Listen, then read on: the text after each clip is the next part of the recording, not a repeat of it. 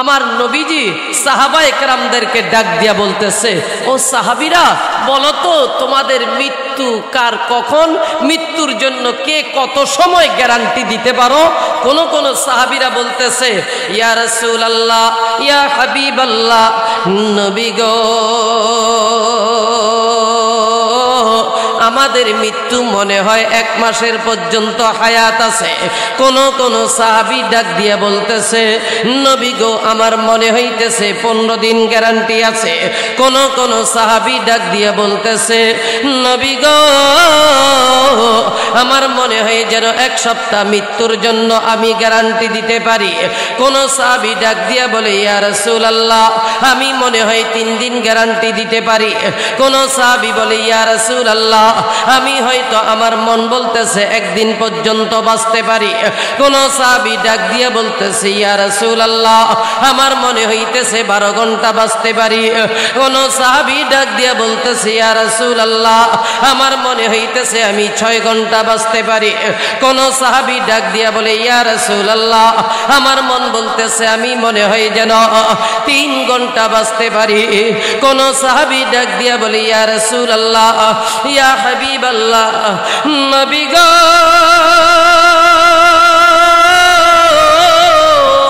আমার মন বলতেছে আমি মনে হয় যেন 1 ঘন্টা বাঁচতে পারি।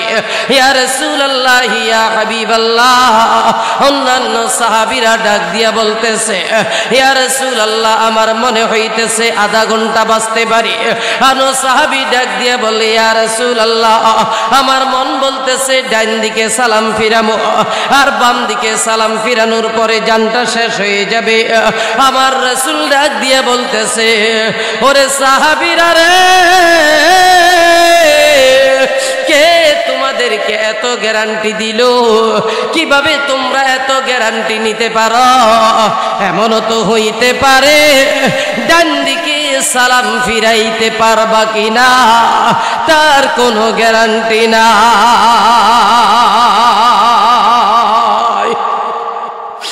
ওয়ালাই ইউআখিরাল্লাহু নাফসান ইযা জাআ আজালুহা ওয়াল্লাহু খাবীরুম বিমা তা'মালুন।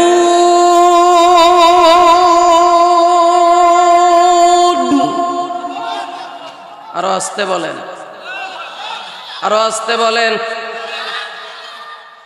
আমার আল্লাহ বলে, যার যেদিন, যে মুহূর্তে, যে সেকেন্ডে, যে ঘন্টা যার জন্য মৃত্যু অবধারিত আছে, তুমি রাস্তার জারুদার থাকো আর বিমানের পাইলট থাকো, বাড়িতে থাকো আর গাড়িতে থাকো, লঞ্চে থাকো আর মঞ্চে থাকো, দেশে থাকো আর বিদেশে থাকো, তুমি মাহফিলের মঞ্চে থাকো আর তুমি গ্রামগঞ্জে থাকো না কেন, যেই দিন যেই মুহূর্তে তোমার জন্য আল্লাহর পক্ষ থেকে আজরাইল বরাদ্দ করা আছে, ওই দিন তুমি যে অবস্থায় থাকো না কেন ওখানেই তোমার মৃত্যু হবে। কথা বলেন ঠিক না বেঠিক? আমার প্রিয় ভাইয়েরা, আমার বাবাজিরা, হে আমার পরিচিত এলাকার ভাইয়েরা, এই জন্য বলেন তো আমার আল্লাহ জানা দিয়েছে রে গোলাম, আইনামা তাকুনু ইউদরিকুমুল মাউত ওয়ালাউ কুনতুম ফি বুরুজিম মুশাইয়াদা। মৃত্যু থেকে যতই পালাইতে চাও না কেন, মৃত্যু থেকে পালাইতে পারবা না, পারবা না।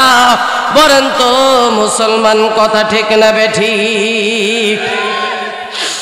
আমার নাটেশ্বরের বাইরে মৃত্যু থেকে পালাইয়া আপনি আর আমি মৃত্যু থেকে বাঁচানোর জন্য যার যত সামর্থ্য আছে, যার যত টাকা আছে, যার যত অ্যাবিলিটি আছে, যার যে এরকম দাপট আছে, এখন এই নাটেশ্বরের ডাক্তার দিয়ে দেখায়, এরপরে হয় না চলে যায় কাউন্সিল, হয় না চলে যায় সোনাইমুড়ি, হয় না চলে যায় নোয়াখালী, তারপরেও তার ট্রিটমেন্ট হয় না, চলে যায় কুমিল্লা, তারপরেও হয় না, চলে যায় ঢাকা শহরে বড় বড়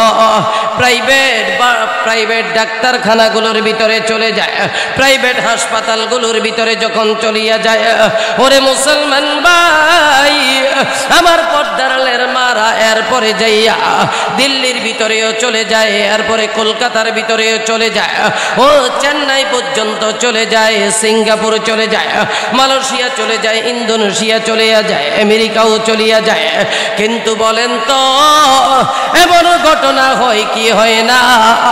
বিদেশে চিকিৎসার জন্য যায়, কিন্তু বিদেশ থেকে লাশটা প্যাকিং করে বাংলাদেশে আসে না?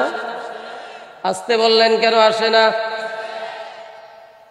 টাকা পয়সা ঋণ করিয়া বিদেশ যায় সুখে থাকার জন্য, সুখে থাকতে চায় বাংলাদেশে, কামাই রুজি রোজগার করতে চাই বিদেশে। কথা কন ঠিক না বেঠিক? বিদেশ যাওয়ার পরে এই ছেলেটা, আরে আমার ভাই বাবাজি এই কথাটা আর একটা প্রসঙ্গ নিয়ে ইনশাআল্লাহ যদি মনে পড়ে বলবো, কিন্তু বলেন তো এই যে মৃত্যুর খবরটা এটা কার কাছে আছে? আল্লাহ তাআলা সূরাতুল লোকমানের শেষ আয়াতের ভিতরে বলতেছে, ইন্নাল্লাহা ইনদাহু ইলমুস সাআ ওয়া ইউনাজ্জিলুল গায়সা ওয়া ইয়ালামু মা ফিল আরহাম ওয়া মা তাদরি নাফসুম মাযা তাকসিবু গাদা ওয়া মা তাদরি নাফসুম বিআইয়ি আরদিন তামুত ইন্নাল্লাহা আলিমুন খবীর।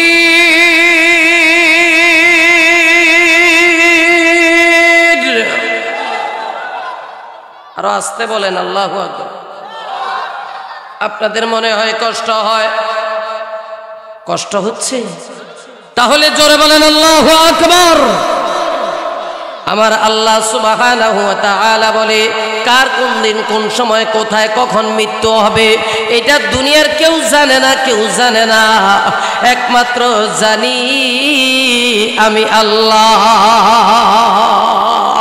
আল্লাহ যদি জানিয়ে দিত ওই অমুক দিন অমুক তারিখে তোমার মৃত্যু অবধারিত হবে, তোমার মৃত্যু হয়ে যাবে, তাহলে মানুষগুলো সব ভালো হয়ে যাইত।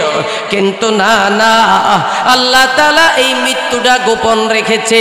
মৃত্যুটা গোপন রেখে দিয়ে আল্লাহ বলতেছে, আল্লাযী খালাকাল মাউত ওয়াল হায়াতা লিয়াবলুয়াকুম আইয়ুকুম আহসানু আমালা ওয়া হুয়াল আজিজুল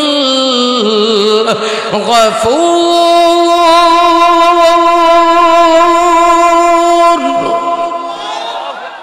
আল্লাহ তাআলা বলে, হায়াত আর মউত এই দুইটার মধ্যবর্তী সময় কে কত বেশি নেক আমল করো সেটা আমি দেখব, সেটা আমার কাছে আসবে। আমলটা বেশি করতে হবে। বলেন তো আমল যদি বেশি করতে হয়, ওয়াজ মাহফিল করার, শোনার, কোরআন হাদিস বলার, কোরআন হাদিস শোনার, নামাজ পড়ার, রোজা রাখার দরকার আছে না? না, অবশ্যই আছে। তাহলে আল্লাহ যেন আমাদের সকলকে নেক কাজ বেশি বেশি করার তৌফিক দান করে, মৃত্যুর জন্য প্রস্তুত থাকার তৌফিক দে। চিৎকার মেরে বলেন আমিন।